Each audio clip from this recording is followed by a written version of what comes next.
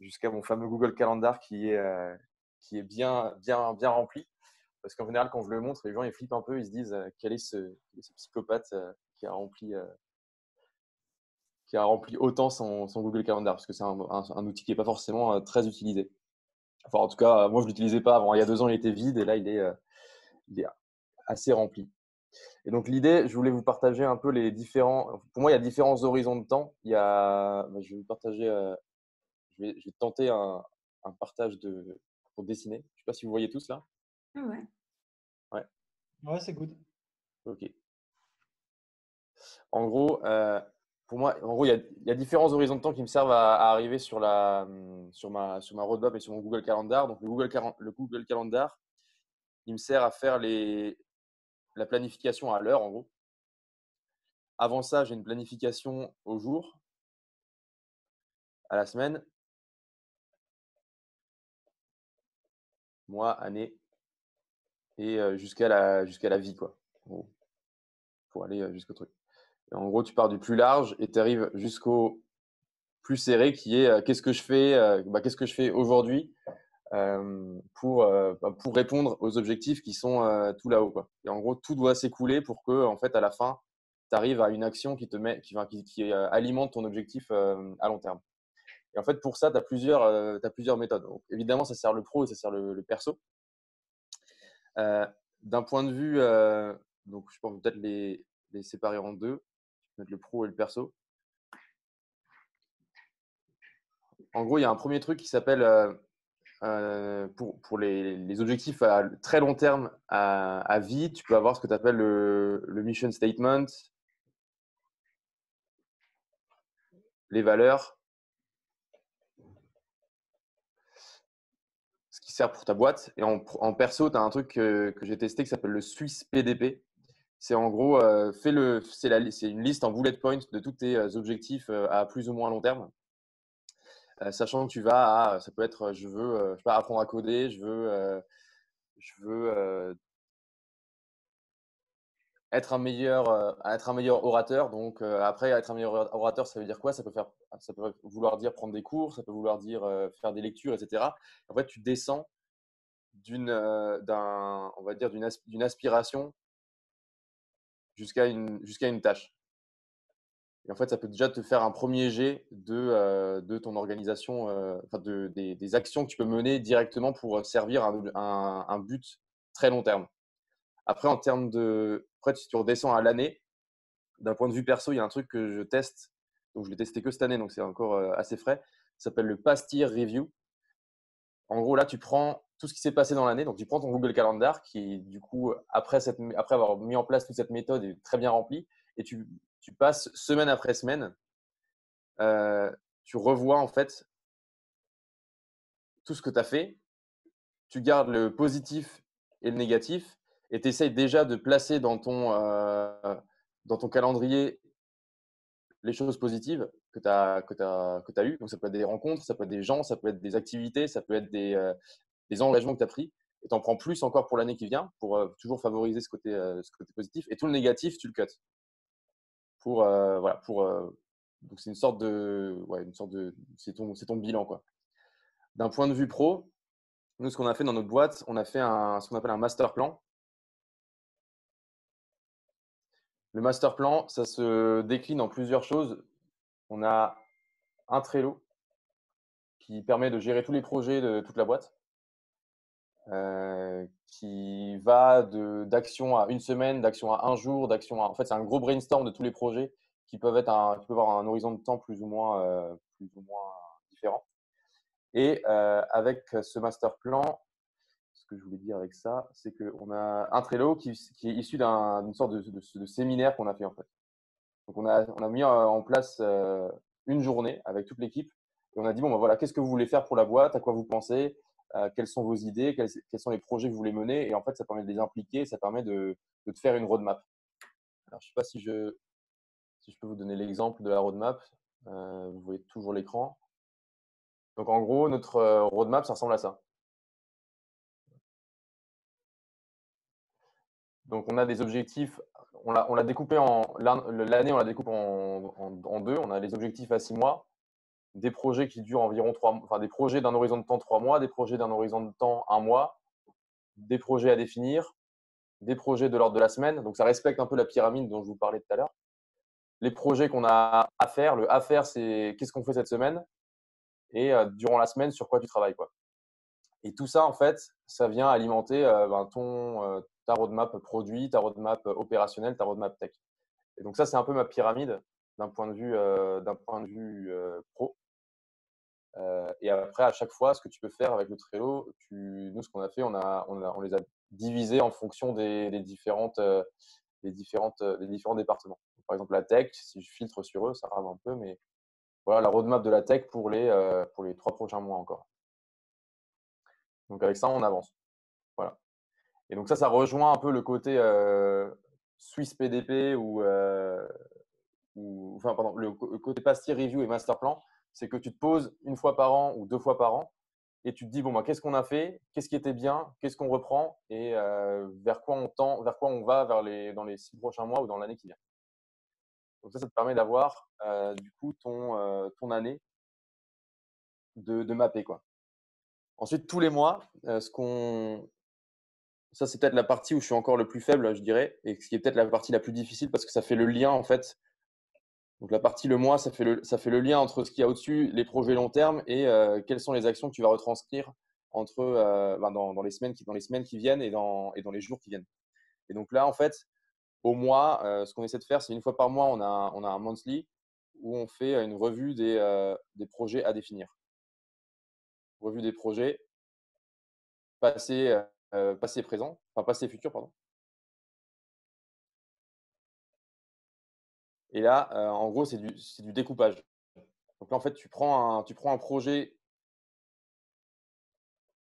qui dure qui a un horizon de temps d'environ un mois. Donc on se dit, ce projet-là, il est très gros, on le découpe et on en fait des projets de environ une semaine. Avec quel objectif. Donc là, c'est pareil, c'est quel objectif tu mets, euh, qui est en charge,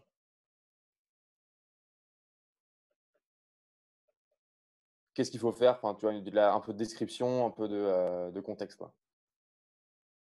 Et ça, on essaie de le faire une fois par mois. Ça vient alimenter ce que je vous montrais tout à l'heure, un sorte de backlog ici, qui est l'action à une semaine. Et d'ailleurs, ça marche aussi d'un point de vue perso. Ce que je fais, c'est que tous les mois, je me pose, je regarde les actions que j'ai fait durant les semaines qui ont précédé et j'essaie de reprioriser, quoi. Donc, c'est un bon moment pour reprioriser des tâches qui sont un peu plus longues et de se refocaliser sur, par exemple, tiens, j'ai envie je sais pas, de toucher mes orteils parce que je suis pas souple, et ben, ce mois-ci, je vais me concentrer sur faire des étirements et peut-être que faire des étirements, ça suffira pas. Il faudra que je vais payer une app pour faire du yoga parce que le yoga, c'est super bien pour devenir souple.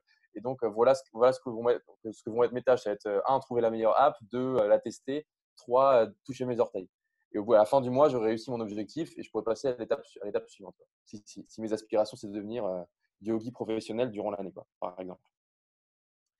Ensuite, toutes les semaines, tu viens piocher dans ce backlog et nous, ce qu'on a, on a des weekly de team où on vient en fait piocher prioriser en fait. Donc là, tu fais de la priorisation.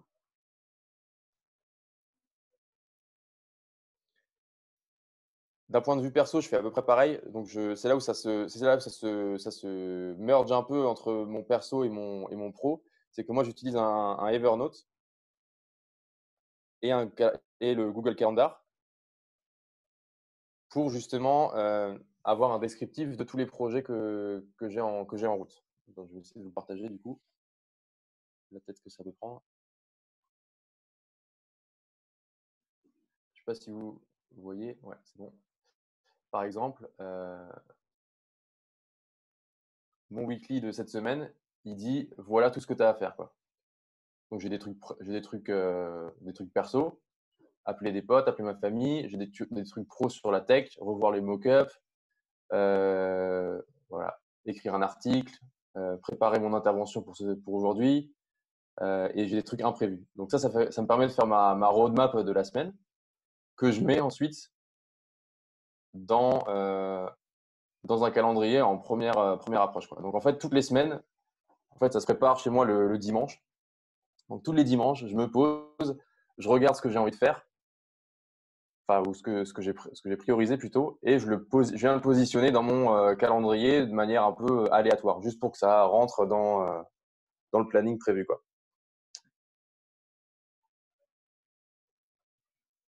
Donc avec ça, normalement, tout ce que je fais la semaine sert des actions qui sont long terme.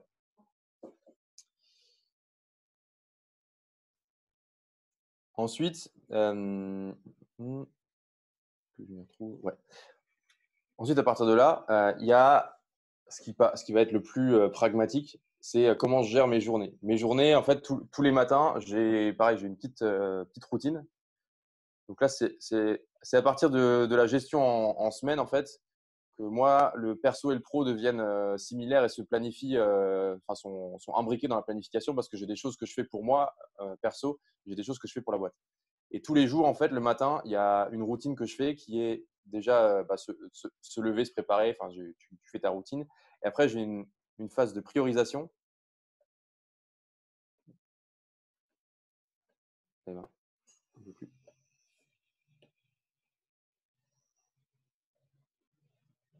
C'est bon.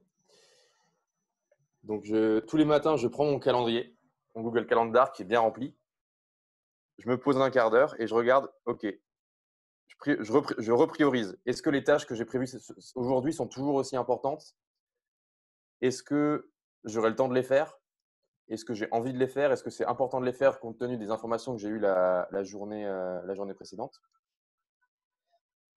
Si c'est pas prioritaire, je les décale. Et dans ce cas-là, à partir de ce moment-là, je fais une repriorisation des tâches qui sont prévues dans la journée, quoi. Et là, ça ne remarche pas. Petit problème technique. Voilà. Donc là, c'est plus une routine, on va dire, où je priorise et je décale.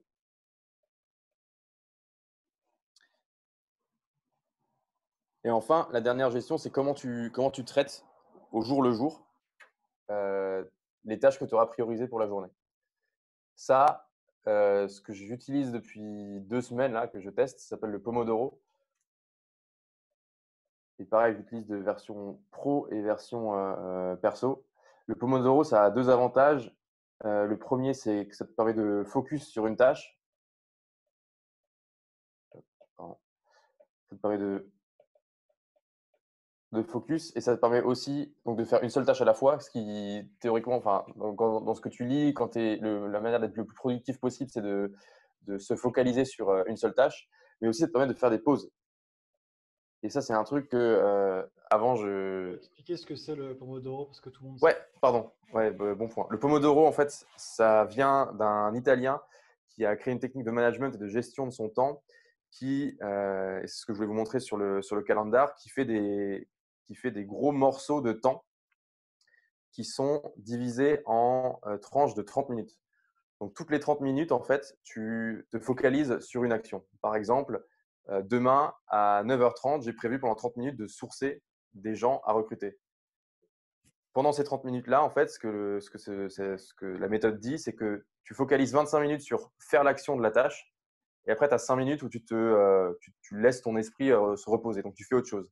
Donc, tu te lèves, tu vas boire un café, tu vas t'étirer, tu bois de l'eau, tu prépares ton thé, tu fais quelque chose d'autre et après, la demi-heure d'après, tu recommences un nouveau Pomodoro, un nouveau cycle. Et en fait, c'est des cycles de 30 minutes, 25 minutes d'action, 5 minutes de respiration. Et tous les 4 Pomodoro, tu fais une pause plus longue de 30 minutes. Donc, ça te permet d'être focalisé sur les tâches et ensuite de faire des pauses et donc de laisser ton esprit respirer. Et donc, ça, je le teste depuis 2 semaines, ça marche pas mal. Et la façon dont on va dire le modèle que j'ai pour me forcer à le faire, c'est que je me suis fait des time box dans mon calendar et je me dis tout ce que je dois faire doit rentrer dans cette time box là et je dois avoir, ben là j'ai mes pauses, ici là c'est une pause et après chaque action est un morceau ou un multiple de morceaux de 30 minutes. Et ensuite, dans l'idéal, ce que tu veux faire, c'est savoir combien de temps tu mets à faire les choses. Donc, ce qui peut être intéressant aussi, et vous l'avez peut-être vu dans ce que je vous ai partagé tout à l'heure, et ce que j'essaie de faire, c'est de dire, OK, combien de temps je pense faire, enfin, pendant combien de Pomodoro je pense faire une tâche, quoi. Donc, j'ai des cases dans lesquelles je dis, ben, OK, j'ai prévu de faire, si on prend faire du sourcing, je me dis, j'en ai 3 dans la semaine, ça me prend 3 fois une demi-heure. Donc, j'aurai 3 Pomodoro. En fait, comme ça, tu peux commencer à monitorer un peu le temps que tu passes à faire telle ou telle tâche qui est associée à tel ou tel projet, qui est associé à tel ou tel objectif. Et donc, pour ça, en gros, ça map à peu près tout, sachant que donc j'ai parlé des différents outils que j'utilise et les différentes méthodes. La méthode Swiss PDP, vous pouvez trouver des ressources sur le net. Donc ça, c'est une méthode qui vient de euh, Getting Things Done, je crois. Donc vous passez Swiss PDP, ça va vous mettre direct. Le Past Year Review, c'est une méthode de Tim Ferriss. Le Master Plan, c'est une méthode de Fly the Nest. Le Pomodoro, c'est le Pomodoro, mais j'y reviendrai. Les weekly, nous, ce qu'on utilise, moi, ce que j'utilise pour les weekly, donc c'est plus maison, quoi. Mais ça vient, l'origine, ça, c'est les 7 Habits of Highly Effective People.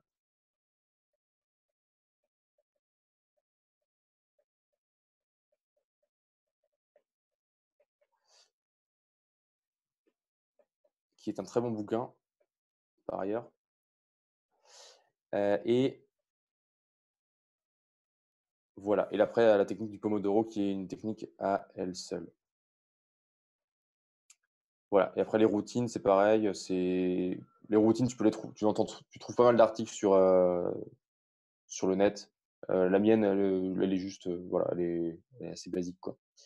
Donc, long terme, Getting Things Done, Swiss PDP, Fly the Nest pour le master plan et le Past Year Review avec Tim Ferriss. Avec ça, tu maps où tu veux aller, ce que tu veux faire, qui tu veux être, qu'est-ce que tu veux faire de ta boîte dans les années qui viennent ou dans l'année qui vient.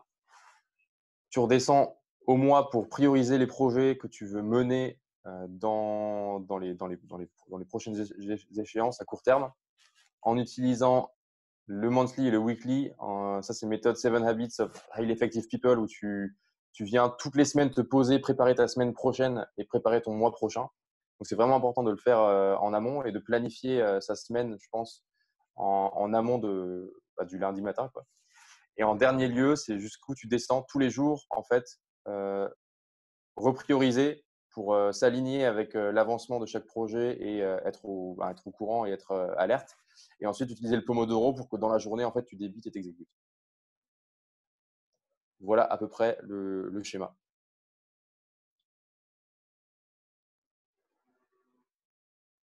Franchement, Je fais impressionnant. le tour. Merci Franck. Ah, je vous ai pas, j'étais pas sur le bon écran, pardon. J'avais dessiné des trucs, je ne l'ai pas montré. Voilà. Je vous ai tout mis là en résumé. Mais je pourrais vous partager le schéma Ouais, vous si m'entendez? vous voulez. Ouais. Ouais. Bah ouais, je pourrais faire une capture d'écran et nous l'envoyer avec plaisir. On peut attaquer les questions là? J'en ai quelques-unes. Carrément. Vas-y. Moi déjà, c'est quoi ton passé? Qu'est-ce que tu faisais avant? Alors, tu as déjà travaillé avant de faire Stokos? Ouais. Ouais, en fait, j'ai fait 2 ans dans le conseil chez EY. Après ces 2 ans, j'ai fait 1 an en freelance. Pendant cette année, j'ai rejoint 42 et entre-temps, j'ai rejoint Stokos. Je me suis associé avec le fondateur de Stokos. Et dans tes routines, comment ça se passait à l'époque? Tu gérais ton temps Tu le gérais pas? Ouais, à l'époque, je gérais rien. J'essayais vaguement, à la fin de mon temps chez EY, j'essayais vaguement d'organiser mon Microsoft Outlook Calendar. Mais en fait, ça marchait pas. Et le déclic, ça a été de faire du sport le matin parce que j'allais à l'entraînement le matin. Donc ça, c'était le premier déclic. Donc ça te force à te lever tôt et ça commence à ça commence à te faire réfléchir à quelles sont tes routines le matin. Et le deuxième déclic, ça a été à 42, notamment pendant la piscine, où j'avais pas envie de rater. Et donc, j'avais mon rythme. Je savais qu'à 8 heures, j'étais à l'école. Je savais qu'à 21 heures, je sortais de l'école tous les jours. Et donc, avant d'aller à l'école, j'avais une routine de 1 heure. Mais je savais qu'à 7h45, je partais de chez moi, j'arrivais à 8 heures à l'école, etc. Et en fait, au fur et à mesure, à force de lire et de m'inspirer des gens comme Tim Ferriss, etc., je me dis, tiens, il y a des mecs qui se lèvent à 5h30, ça m'intrigue. Pourquoi ils font ça, quoi? Tiens, il y a des mecs qui, le matin, ont une routine, c'est même plus une routine, quoi, c'est carrément un rituel, tellement c'est processé. Pourquoi ils le font et est-ce que moi, je peux pas le faire? Est-ce que ça va m'aider? Et en fait, moi, ça m'a aidé à structurer ma journée. C'est parti un peu de là, quoi. Ouais. Et moi, je suis étonné surtout de la rigueur que tu as même sur le côté personnel. Sur le côté professionnel, je l'entends, mais même personnel, tu dois te faire du mal quand même un peu, non? Enfin, la transition a dû être assez brutale. Je sais pas. Ouais, en fait, il y a un moment où mais c'est vrai que c'est une bonne question parce que tu dis et tu t'en rends compte en fait je m'en suis rendu compte moi-même, c'est que des fois on te demande d'être vachement organisé, de faire vachement attention à la gestion de projet d'un point de vue pro, et en fait en perso des fois t'es en apesanteur, quoi. Il y a rien qui, tu as tout. C'est très chill et c'est très décousu. Et en fait, je me suis dit, mais toutes ces méthodes-là qui marchent pour le pro, pour le perso, c'est pareil, parce que ton projet perso, c'est aussi en quelque sorte c'est aussi un projet. Et je pense que encore plus quand tu deviens entrepreneur, parce qu'avant j'étais dans une boîte, donc j'étais obligé d'être un minimum organisé pour que les deadlines qu'on me donnait soient respectés. Mais en fait, quand tu deviens entrepreneur, ton pro et ton perso, c'est plus vraiment différent, en fait. Et donc là, et à partir de ce moment-là, je pense que j'ai aussi eu un petit déclic au moment où je suis parti en freelance et je me suis dit, en fait, mon objectif, c'est de me développer moi et mes projets et la vision que j'ai de mon futur. Et en fait, tu es obligé de raisonner comme ça parce que tu n'as plus le temps de tout faire, tu dois prioriser et tu as envie de faire avancer les choses, quoi. C'est top, super, merci. Question, est-ce que tu te mets du coup le dimanche une time box pour faire tes time box? Exactement. J'ai une demi-heure le dimanche à 15h. Une demi-heure? Ouais, en fait, les 2 premières semaines, c'est les plus dures parce que tu sais pas trop où tu vas. Et après, en fait, en une demi-heure, c'est plié, quoi. Mais une demi-heure, c'est renseigner les cases. Hein. C'est pas ce que tu vas saisir et prioriser dans ton Evernote. En fait, ouais, c'est ça. C'est ce que je disais. Le point faible, c'est le moi pour moi, encore. Parce que je ne l'ai pas encore bien, on va dire, ritualisé. Donc, l'idée, c'est que je pense qu'une fois par mois, tu fais tes projets prioritaires. Et tes projets prioritaires, s'ils sont bien découpés, toutes les semaines, tu les vois, tu les regardes, tu sais ce que tu auras à faire dans la semaine prochaine, quoi. Et après, tu as juste à décider, est-ce que je vais le faire en 1 heure, en 2 heures ou en 3 demi-journées, quoi.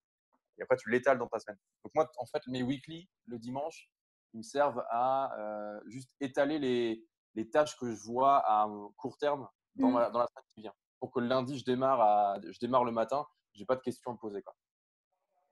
Et l'idéal, ce serait de le faire le vendredi soir en plus, pour la partie pro. Voilà. Mais j'en suis venu même à planifier des temps de une demi-heure pour écrire des mails.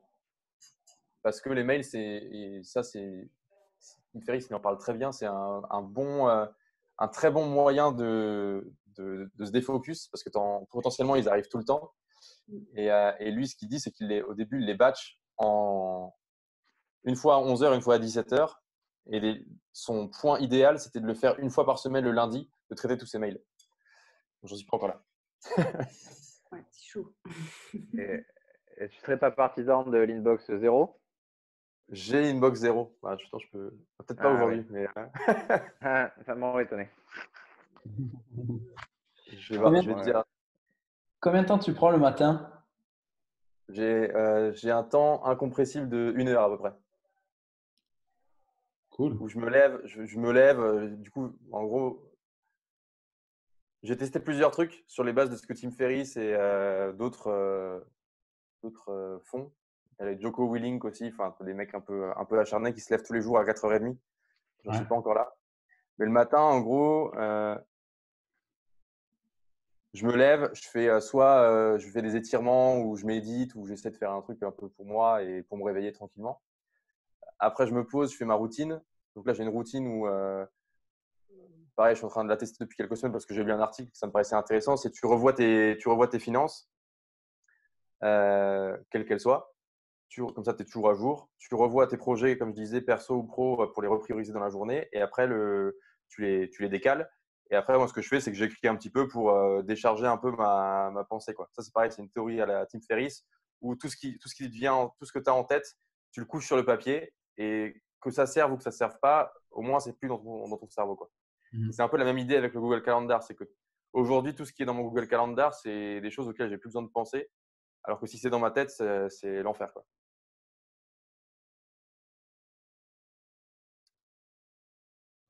D'ailleurs, à propos du Google Calendar, Ouais.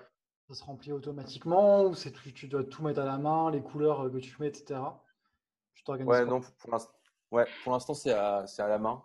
Donc les couleurs à la main, mais j'ai un code couleur, un code couleur perso. Mais oui, c'est à la main. En fait, je remplis mon Evernote c'est plus dans le flow, j'écris et je priorise comme ça.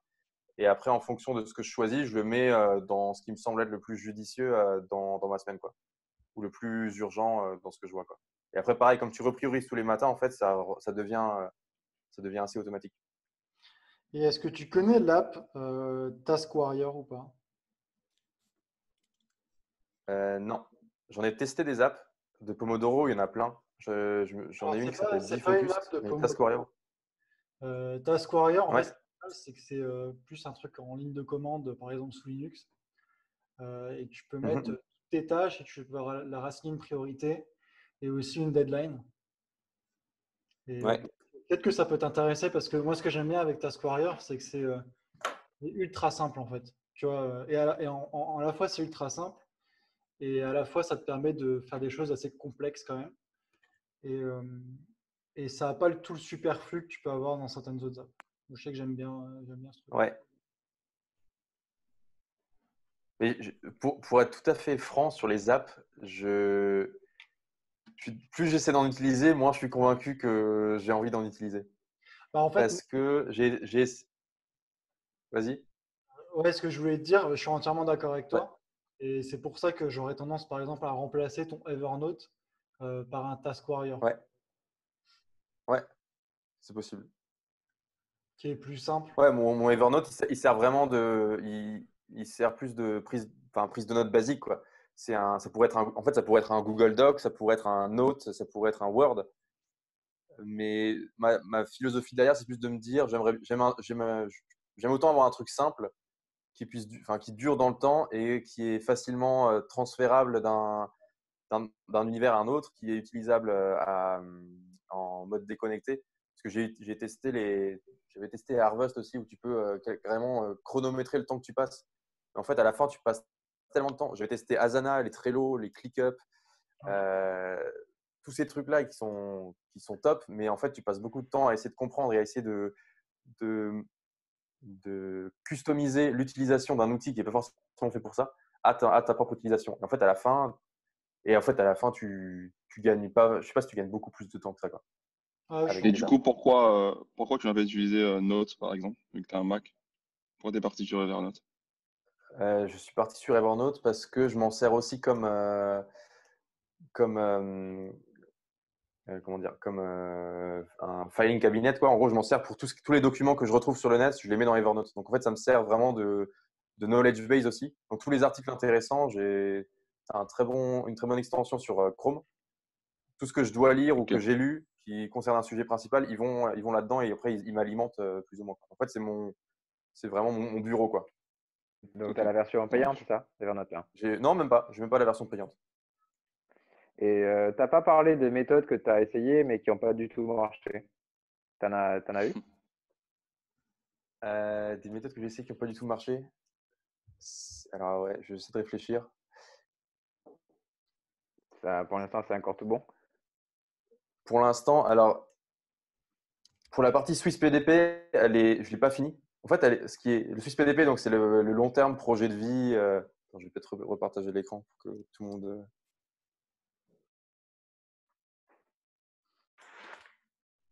que tout le monde soit au courant. Hop. Ouais, voilà. Donc, il y en a deux. En fait, les plus longs termes, Past Year Review, Swiss PDP, c'est. Bah, du coup, je les ai fait qu'une fois, puisque je les ai commencés en 2020. Donc, je ne pourrais pas vous dire tout de suite si elles ont été efficaces. Je sais que la Swiss PDP, elle est dure parce qu'elle fait un peu peur. C'est qui je veux devenir dans ma vie. Et parfois, c'est un peu long. Donc, moi, celle-là, elle n'est pas finie encore. Le Past Year Review, je l'ai fait une fois, mais mon Google Calendar, en fait, comme il se pose sur le Google Calendar, j'avais pas grand-chose enfin, j'avais pas autant de matière que ce que j'espérais. Donc ça, je pourrais en tirer une conclusion peut-être l'année prochaine. Le monthly, c'est là où je disais, je n'ai pas encore trouvé le hack qui fait que je vais réussir à tous les mois à me poser dessus. Donc ça, c'est un peu le point dur. Et après, c'est plus sur les habitudes le matin, quoi. Entre est-ce que tu médites, est-ce que tu fais du sport, est-ce que tu fais rien, est-ce que tu dors, est-ce que en fait au quotidien, je trouve que c'est hyper personnel parce que chacun va fonctionner différemment, quoi. Et les méthodes qui vont pas marcher, à part ça, non. Je suis en train de réfléchir, mais je pense que c'est suffisamment large pour que. Je sais pas si je réponds à la question. Je pense que je réponds pas du tout. Oui, si, si, c'est bon.